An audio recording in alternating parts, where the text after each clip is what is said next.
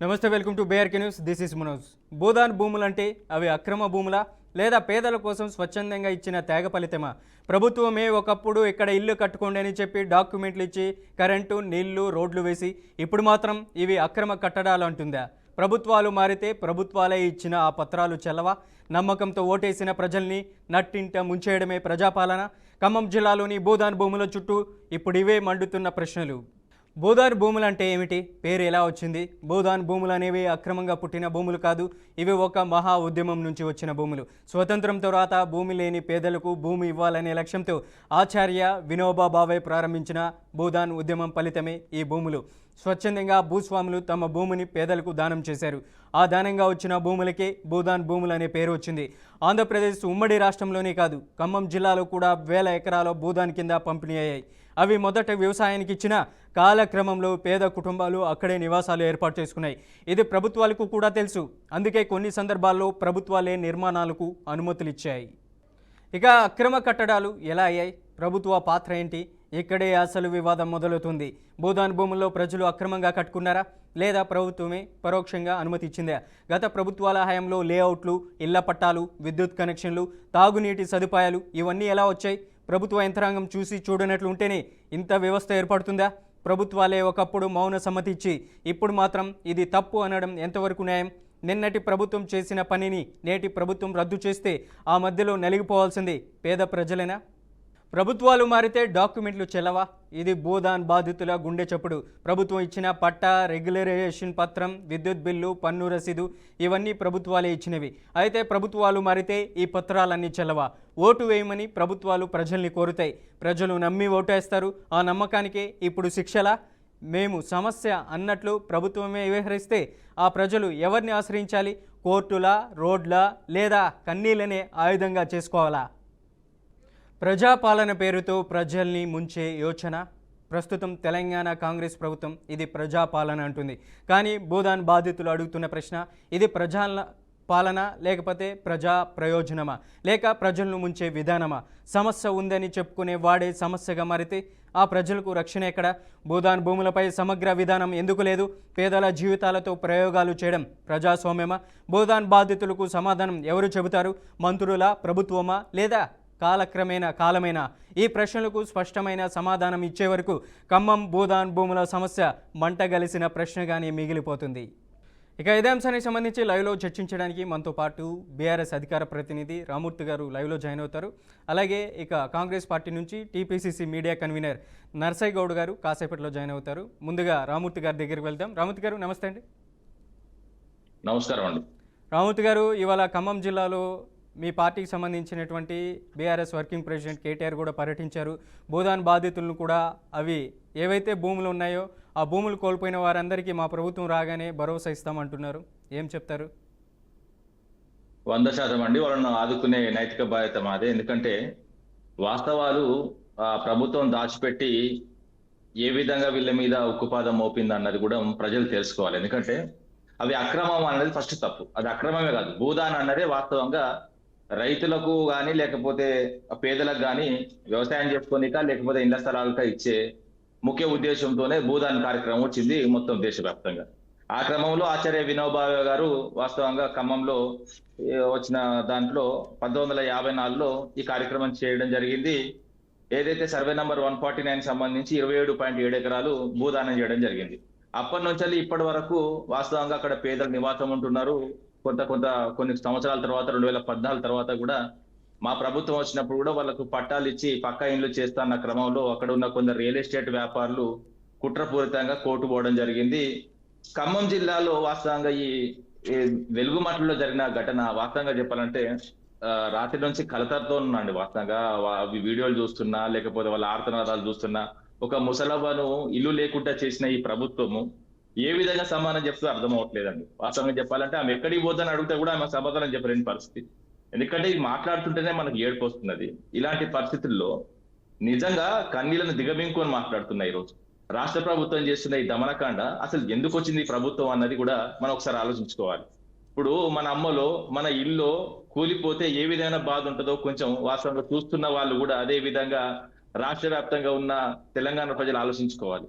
అసలు బుల్డోజ్ ప్రభుత్వాన్ని మీదనే వీళ్ళు బుల్డోజ్ చేస్తున్నది అని బీజేపీ మీద కొన్ని ప్రభుత్వాలు అయితే దేశవ్యాప్తంగా కొన్ని దిక్కుల మహారాష్ట్రలో లేకపోతే యూపీలో మధ్యప్రదేశ్ లో జరుగుతుంటే కాంగ్రెస్ ప్రభుత్వం విచ్చలవిడిగా మాట్లాడి రాహుల్ గాంధీ కూడా మాట్లాడిన పరిస్థితి. ఇప్పుడు రాహుల్ గాంధీ ఏం సమాధానం చెప్తున్నాడు రాష్ట్ర ప్రజలకు? అసలు ఎందుకోసం వచ్చారు? 6 గ్యారంటీలో వచ్చిన ప్రభుత్వం మీరు చేస్తున్నది ఏంటి? వచ్చినప్పటి నుంచి ఇప్పుడు ఖమ్మమే కాదండి, ఈ రోజు ఖమ్మంలో 700 ఇండ్లను అంటే 700 కుటుంబాల రోడ్ల మీద చేయడం అంటే చిన్న చిన్న పిల్లలు వాళ్ళు మూటలు కట్టుకుని ఎక్కడికి పోవాలి, ఎగ్జామ్స్ ఉన్నాయి వాళ్ళకు, వాళ్ళ పరిస్థితి ఏంది? అసలు ఏం ప్రభుత్వం ఇది? అసలు మనసు లేదా? అసలు కనికరం లేదా? అసలు కడుపుకు అన్నం తింటున్నా గడ్డి తింటున్నా? అసలు నాకు అర్థం అవట్లేదు. ఆ గడ్డి కూడా కాదు ఇంకేదైనా తింటుండ్రు కావచ్చు వీళ్ళు. అరే ఒక మనిషి అన్న వాడికి కనీసం కొంచెం అక్కడో ఇక్కడో ఆఖరికి రాక్షసులకు కూడా ఉంటదండి. అసలు వాస్తవంగా చెప్పాలంటే రాష్ట్రాన్ని రేవంతాసురుడు బట్టి పీక తింటున్నాడు. ఒకప్పుడు రావణాసురుడు లేకపోతే ఇంకా అసురుడు చాలా మంది అసురులు ఉండేది. ఆ అసురుడు చచ్చిపోయింది, ఇప్పుడు ఈ అసురుడు పుట్టిండి తెలంగాణ నేల మీద. ఏందండి ఇది? దాదాపు 600 మంది యంత్రాంగాన్ని తీసుకొచ్చి మొత్తం అలాంటి బుల్డోజర్ తో ఇల్లులు కూలగొట్టడం అంటే నీ ఇల్లు కూలితే తెలుస్తుంది. అసలు కాంగ్రెస్ నాయకులు ఇల్లులు కూలగొట్టాలి, అప్పుడు వాళ్ళకి ఆ బాధ ఏందో తెలుస్తుంది. మా ప్రభుత్వం వచ్చిన తర్వాత నిజంగా చెప్తున్నా, ఈ చర్యకు పాల్పడ్డా, ఈ చర్యలో ఇన్వాల్వ్ అయినా ప్రతి ఒక్క నాయకుడిని కూలగొడితే ఆ బాధ ఏందో, ఆ కుటుంబాల బాధ ఏందో, ఆ పిల్లల బాధ ఏందో వాళ్ళకి తెలుస్తుంది. అదే విధంగా దాదాపు ఎందుకంటే 2014లో భూదానికి సంబంధించిన ట్రస్ట్ బోర్డు ఆదేశాల మేరకు, ఇంకోటి అండి చాలా ఇంపార్టెంట్ విషయం, 2014 భూదాన్ ట్రస్ట్ ఆదేశాల మేరకు 100 గదాలు వాళ్ళకి ఇవ్వడం జరిగింది. ఇంకెక్కడదండి, ఇంకా చాలా విషయాలు మాట్లాడుకుంటే అనుమతి కూడా ఉన్నది, ఆ ట్రస్ట్ కూడా అనుమతి ఉన్నది. ఇంకోటి ఏంటంటే ఒక బాధితుని ఆవేదన ఏంటంటే, పొంగులేటి శ్రీనివాసరెడ్డికి నేను వీరాభిమానిగా పనిచేశాను, వైఎస్ఆర్ కాంగ్రెస్ పార్టీలో శ్రీనివాసరెడ్డి ఎంపీగా గెలిచేందుకు ఎంతో కృషి చేశాను, కానీ మంత్రి పొంగులేటిని నమ్ముకొని కార్యకర్తలు గుండెలపై తన్నాడు. నా కుటుంబం ఉసురు శ్రీనివాసరెడ్డికి ఖచ్చితంగా తగులుతుంది. 15 ఏళ్లుగా ఆయన కార్యకర్తగా ఊడిగం చేసిన 25 లక్షలు పెట్టి ఇల్లు కట్టుకుంటే ఈ రోజు నా కుటుంబాన్ని వీధిన పడేసిన దుర్మార్గునికి శిక్ష తప్పదని చెప్పిండు. అదే విధంగా న్యాయవాది, అక్కడ ఉన్న న్యాయవాది ఎందుకంటే మేకల సుగుణాకర్ రావు గారు, ఎందుకంటే పేదలకు చెందిన భూదాన్ భూములు ప్రైవేటు వ్యక్తులకు కట్టబెట్టే ఉద్దేశంతో కాంగ్రెస్ ప్రభుత్వం నిరుపేదలను బలవంతం ఖాళీ చేయిస్తుంది. ఇక్కడ ఇండ్లు కట్టుకున్న పేదలు హైకోర్టు ఆశ్రయించగా కోర్టు అనుకూలంగా తీర్పు ఇచ్చింది. అధికారులు ఎవరు అడుగు పెట్టదని ఆదేశాలు కూడా ఉన్నాయి, కానీ ఈ ప్రభుత్వం కోర్టు ఆదేశాన్ని ధిక్కరించి కూల్చివేతలు చేపట్టింది. దీనిపై లంచ్ మోషన్ లో రిట్ పిటిషన్ వేస్తున్నాం, కూల్చివేతలు తాత్కాలికమే, భవిష్యత్తులో ఈ భూములన్నీ పేదలకే చెంతాయని ఇక్కడ ఉన్న సీనియర్ న్యాయవాది కూడా చెప్పిండు. ఈ ప్రభుత్వము ఎవరైతే రియల్ ఎస్టేట్ మాఫియా దీన్ని వెనక ఉన్నారో, ఈ భూముల మీద కన్నుబడ్డోళ్ళు ఉన్నారో ఖచ్చితంగా గుడ్లను బీకేయాలి. ఎందుకంటే ఈ వాస్తవంగా చెప్పాలంటే ఇల్లు కూలగొట్టిన అధికారులు వాస్తవంగా వాళ్ళు కూడా నిజంగా చెప్తున్నా అసలు ఆ మనసున్నదా లేదా, అసలు ఎట్లా పని చేసిళ్ళు, వాళ్ళను లేడీస్ అని చూడకుండా కూడా గొర్ర గుంజుకపోవడం ఏంది, అసలు మీ ప్రభుత్వంలో ఎందుకున్నారు? అసలు ఆ ప్రభుత్వం ఏ ప్రభుత్వం అయినా ప్రజల కోసం పనిచేయాలి, ప్రజలకు ఇల్లు లేకపోతే ఇల్లు కట్టియాలి. ఇందిరమ్మ ఇల్లు వచ్చింది కదా, మరి ఆ ఇందిరమ్మ ఇల్లు కట్టి అయిపోయిండు. అక్కడ గుడిసెలు ఉన్నాయి, గుడిసెలు తీసేసి వాస్తవంగా గుడిలాగా మలచపోయిండు. నోటీసులు కూడా ఇవ్వాల్సినటువంటి పరిస్థితుల్లో కనీసం ఇప్పుడు ఒకటే అండి రామూర్తి గారు, అదే అక్కడ చెప్తున్నారు, కనీసం మాకు నోటీసులు కూడా ఇవ్వలేదు, ఇవ్వకుండానే అర్ధరాత్రి వచ్చి జేసీబీలు తీసుకొని వచ్చి కూలగొట్టడం, కట్టుబట్టలతో బయటికి రావడం, ఎలా ఇవన్నీ మేము చూడడం, ప్రభుత్వాలే మాకు పట్టాలిచ్చి ప్రభుత్వాలే మళ్ళీ కూలగొడుతున్నాయి, ప్రభుత్వాలు మారినంత మాత్రాన, పార్టీలు మారినంత మాత్రాన మధ్యలో బలయాల్సింది సామాన్యులేనా అనేసి కూడా అక్కడ ఉన్నటువంటి చాలా వరకు పూరుగుడిసెలో ఉన్నటువంటి పేద ప్రజలు వాళ్ళ ఆవేదనను వెల్లిబుచ్చుతున్నారు. మరి వాళ్ళకి ఆశ్రయం కల్పించేది ఎలా, ఏం చెప్తారు? మా ప్రభుత్వం ఉన్నప్పుడు వాస్తవంగా అయ్యప్ప సొసైటీలో 2015లో కొంత ఏంటంటే అక్రమంగా నిర్మించిన ఇళ్లను కూలగొడుతుంటే రేవంత్ రెడ్డి మాటలు వినండి. భార్యతోనే వచ్చిండు మీడియాకు, ఏబిఎన్ భార్యతోనే వచ్చి మాట్లాడిన మాటలు. ప్రభుత్వం ఉంటే ఈ విధంగా ప్రభుత్వం ఉంటేలో ఈ విధంగా కూలగొడతాడు, ప్రభుత్వం లేకపోతే ఆ విధంగా మాట్లాడతాడు. ఊసరవెల్లి కూడా సిగ్గుపడుతుందండి. ఇప్పుడు ఈ పాపం, ఈ గోస ఎంత గోస అండి. ఇప్పుడు వచ్చినప్పటి నుంచి కాదండి, ఈ రోజు నుంచి కాదండి వీళ్ళ మీద పడ్డది, ఇప్పుడు ప్రజల మీద, సామాన్య ప్రజల మీద. లగచర్ల పోలపల్లి భూములు, ఎందుకంటే మ్యాక్స్ బిఎన్ వాళ్ళ అల్లునికి సంబంధించిన కంపెనీ అక్కడ తీసుకురానికి దాదాపు లగచర్ల మీద ఒక ప్రైవేట్ సైన్యంతో యుద్ధమే చేసిండు. ఆఖరికి ఈ లేడీస్ చేతుల మీద కాలేజ్ కూడా తొక్కితే వాళ్ళు మానవ సంఘం పోయి వాళ్ళు పరిష్కారం చేసుకున్నారు. అదే విధంగా హైడ్రా మూసి భూములు కూడా నేను ఆ రోజే చెప్పిన, ఎందుకంటే హైడ్రా వచ్చిన రోజే హైడ్రాను కూడా నేను వాస్తవంగా రాష్ట్రంలో మొట్టమొదటిసారిగా డీకోడ్ చేసిన. HY అంటే హైదరాబాద్, D అంటే దోచుకునే, R అంటే రేవంత్, ఏ అంటే అనుముల, ఏ అంటే అన్నదమ్ములు. ఈ మొత్తం దీన్ని డీకోడ్ చేశారు. ఎందుకంటే హైడ్రా కూడా వచ్చేది కుట్ర అదే, భూములు దోచుకోవాలి. ఏ విధంగా దోచుకోవాలి? హైడ్రాను ఉపయోగించి, నేను కూడా అనలేదు, వాళ్ళ ఎమ్మెల్యే కూడా చెప్పిండు మొన్న హైడ్రా ఉపయోగించుకొని రంగనాథన్ అడ్డం పెట్టుకొని మొత్తం భూములు దంచుకుంటున్నారని. అదే విధంగా మూసీ పరివాహక ప్రాంతంలో అదే విధంగా హైడ్రా పేరు మీద 1,50,000 నుంచి 2,00,000 ఇండ్లు కూలుతాయని నేను ఫస్ట్ సారి మీడియాలో నేను చెప్పడం జరిగింది. అదే ఈ రోజు జరుగుతున్నది. అదే విధంగా సెంట్రల్ యూనివర్సిటీ భూముల మీద పడ్డాడు. మొత్తం కంప్లీట్ గా పక్షులు, జంతువులు గిట్లా చనిపోతా ఉంటే మొత్తం ప్రపంచం మొత్తం మొత్తుకుంటే ఇజ్జత్ మానంతో వెనక జరిగిండు. దాని తర్వాత హిల్ట్ భూముల మీద పడ్డాడు. మళ్ళా దాని తర్వాత మొత్తం అది తెలుసుకుని మా బీఆర్ఎస్ పార్టీ వర్కింగ్ ప్రెసిడెంట్ గౌరవ కేటీఆర్ గారు మొదలు పెట్టాగానే దాని వల్ల వెనక జరిగిండు. మళ్ళా ఉర్దూ యూనివర్సిటీ, దాని తర్వాత ఫార్మాసిటీ భూములు, దాని తర్వాత నిన్నటికి నిన్న వాస్తవంగా చెప్పాలంటే షాక్ అవుతారండి. అసలు ఏ విధంగా ఈ ప్రభుత్వం వచ్చింది. క్యాబినెట్ ని జీవితంలో కూడా ప్రజలు వాస్తవంగా క్యాబినెట్ నిర్ణయాల కోసం ఎదురు చూస్తారండి ఎక్కడైనా కూడా. ఇప్పుడు మొన్న క్యాబినెట్ కూర్చున్నదంటే వాస్తవంగా అందరికీ భయమైంది, నాకు కూడా భయమైంది. అసలు ఏం నిర్ణయాలు తీసుకుంటారు, ఏం చేస్తారు ఈ రాష్ట్రాన్ని, రాష్ట్ర ప్రభుత్వం అసలు ఏ విధంగా దోపిడీకి పాల్పడుతున్నారని నేను కొంచెం, ఎందుకంటే సొచ్చి చూస్తున్నాను కాబట్టి నాకు అర్థమైంది ఏంటంటే కంప్లీట్ గా భూముల మీద పడ్డారు. ఇక వేరే ముచ్చటలేదు. మొన్న కూర్చున్నది క్యాబినెట్ రాష్ట్రానికి సంబంధించిన తెలంగాణ రాష్ట్రంలో ఉన్న భూములను ఏ విధంగా దోచుకోవాలి, ఏ విధంగా దాచుకోవాలి, ఏ విధంగా ఏదైతే గాంధీ కుటుంబానికి డబ్బులు పంపాలి. ఎందుకంటే డైరెక్ట్ చెప్పింది కదా దాదాపు 1,000 కోట్లు ఇస్తా అని.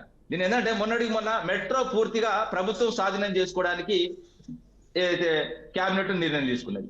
ఇందులో ఉన్న దాగి ఉన్న అంశం కూడా చెప్తా. మెట్రోకు సంబంధించిన 269 ఎకరాల భూమిని కూడా దాదాపు ఇందులో డిప్రిసియేషన్ గా కొంచెం దంచుకుందామన్న ఉద్దేశంతో 269లో దాదాపు 69 కంప్లీట్ గా మాయమైతే పేపర్ మీద మాత్రం 269 ఉంటాయి. దాని తర్వాత వీళ్ళ చేతికి వచ్చిన తర్వాత నేను ఛాలెంజ్ చేసి చెప్తున్నా, అందులోకి వెళ్ళి 60-70 ఎకరాల భూమి మాయమవుతుంది.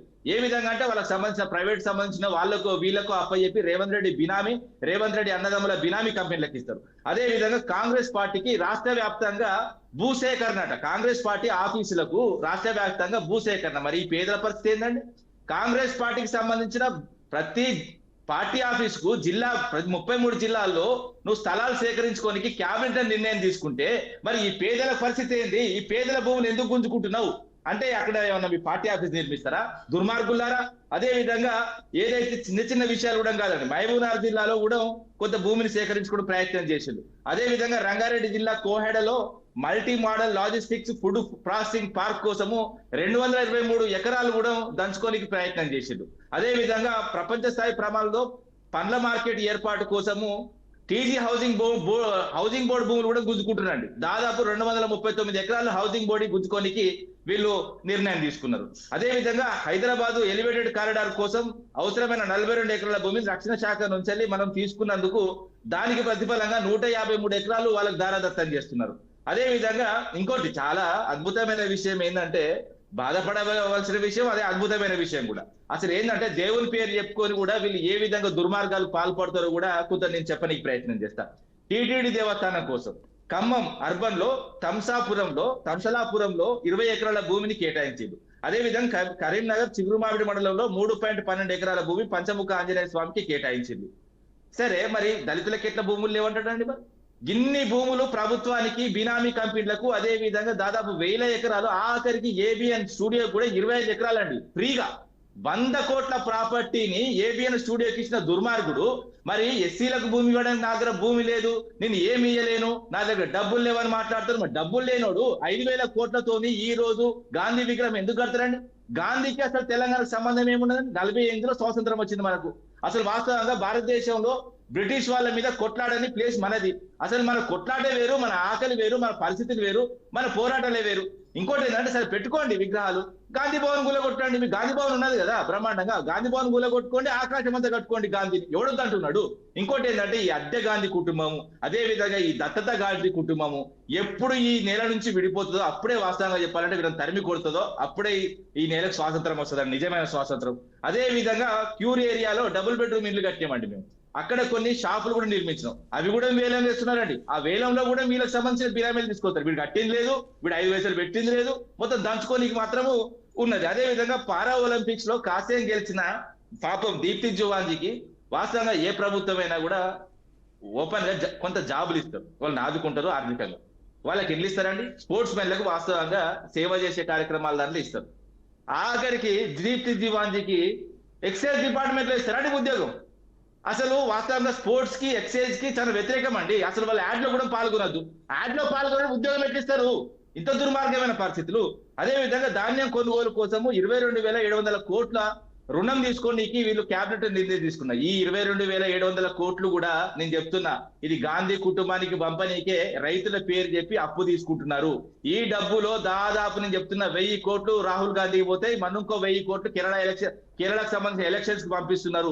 ఈ దుర్మార్గమైన ప్రభుత్వము, ఈ వాస్తవంగా ఈ ప్రభుత్వం ప్రజలకు లాభం లేదు, మొత్తం కంప్లీట్ గా దోచుకోవడం దాచుకోవడానికే వీళ్ళు మొత్తం ప్రిఫరెన్స్. ఇంకోటి ఏంటంటే మళ్ళీ కూడా చెప్తున్నా, క్లియర్ గా చెప్తున్నానండి, రేపో ఎల్లుండో రేవంత్ రెడ్డి బయటకు వస్తాడు, లేకపోతే రేవంత్ రెడ్డికి ఒక తోకు ఉంటుంది, ఆ తోకన్న బయటకు వస్తుంది. బయటకు వచ్చి బండ బూతులు తిడతారు. ఇక బండ బూతులు తిట్టగానే ఏమైతే కేసీఆర్ గారినో హరీష్ రావు గారినో లేకపోతే ఇంకా మా దాంట్లో ఉన్న కేటీఆర్ గారినో తిడతారు. తిట్టిన తర్వాత ఈ మీడియా మొత్తం అలర్ట్ అయ్యి మొత్తం డైవర్ట్ అయిపోతుంది. ఈ డైవర్ట్ అయిపోయి ఇప్పుడు ఈ ఇల్లు గులగొట్టాలు ఇవన్నీ మొత్తం మర్చిపోతారు జనాలు. ఈ డైవర్షన్ పాలిటిక్స్ లో దిట్ట. ఇంకోటి ఏంటంటే దొంగతనంలో కూడా దిట్ట, తెలివికల దొంగ. ఎందుకంటే ఒక లీటర్ పాలల్లో లీటర్ దొంగతనం చేసి దొక్కుతారండి, కానీ లీటర్ పాలల్లో ఈయన ఏం చేస్తాడంటే ఒక 10 ml 20 ml దొంగతనం చేస్తాడు. కాబట్టి ఈ దొంగ తెలివికల దొంగ. ఈ తెలివికల దొంగ నుంచి రక్షించుకోవాలంటే ప్రజలు కూడా చాలా తెలివి తెచ్చుకోవాలి. ఎందుకంటే రామూర్తి గారు, మొత్తానికి ఏదైతే మీ ప్రభుత్వం వచ్చినప్పటి సమయంలో రామూర్తి గారు 2014లో ఇబ్బంది పడతామని అప్పుడు టీఆర్ఎస్ ప్రభుత్వం అంటే ఇప్పుడు బీఆర్ఎస్ ప్రభుత్వం, ఈ ప్రభుత్వం వచ్చిన వెంటనే భూదాన్ బాధితులు కూడా పత్రాలు ఇచ్చారు.